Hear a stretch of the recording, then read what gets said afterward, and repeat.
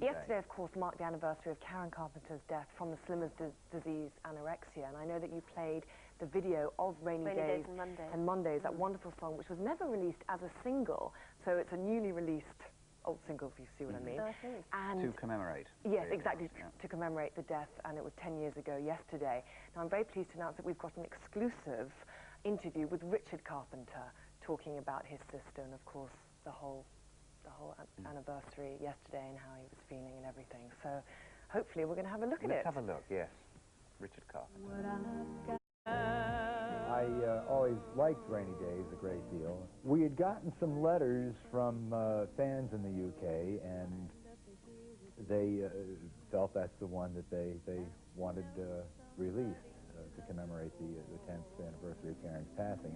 No need to know what it's all about. It's still hard to believe, really. Someone passing away at 32 years of age. Karen would have been concerned about her weight, whether she was in the public eye or not. So, it's very easy, I'm saying, for someone to say it's Richard's fault, it's her mother's fault, it's her manager's fault, it's the record company's fault, it's the career's fault. I think that's too easy. Karen absolutely loved what she did. She loved the fame, she loved her talent, she loved music. I did everything that was humanly possible.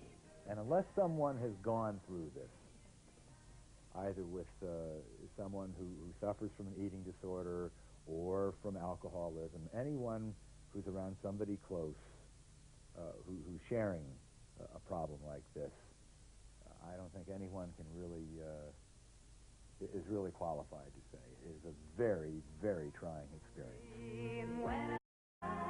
I'll still see things and think about Karen, about how she would have liked it or whatever. So she's definitely listening, and with a lot of people, I think, in spirit. We've received all sorts of letters where people tend to say pretty much the same thing. They feel as if they knew her. They really felt that there was a friend singing to them. What a haunting voice. Beautiful voice. An incredible voice. I mean, obviously, it's so sad for the brother. I mean, Richard obviously hasn't quite got over it. You can see that from Well, he had his own problems after her death, didn't he? Yes, he became addicted to sleeping pills, which he's now over. But there was a time that he tried to go solo afterwards, Anne, and he just couldn't quite bring himself, and he became addicted to the pills. But now he's married, he's settled, he's much more stable.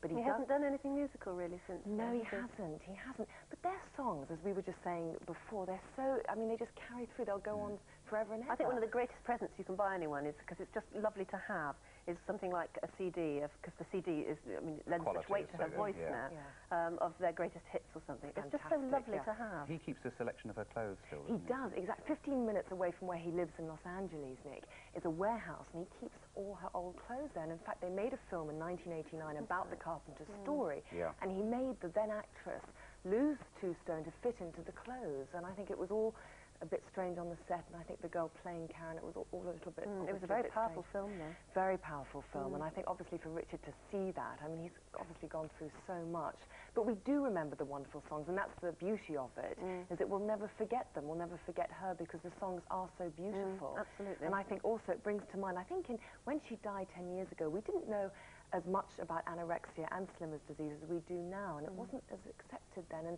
you know, I'm sure he couldn't understand why she would die of not eating, and of course now Still we know... very hard to understand. It is, isn't it? I mean, obviously... Somebody so talented and so special just sort of literally starved herself until she had a heart attack and died. And he said it wasn't the pressure of work, it wasn't the fact of anything. She would have done it even if she hadn't been famous. Exactly, and of course we know a lot more about it because of the Princess of Wales and the bulimia and the eating disorders, but I think it's something then that was so difficult for them to accept, as it is now, as we can see. Now let's stay with music, shall we? It's Richard Clayderman. That's sort of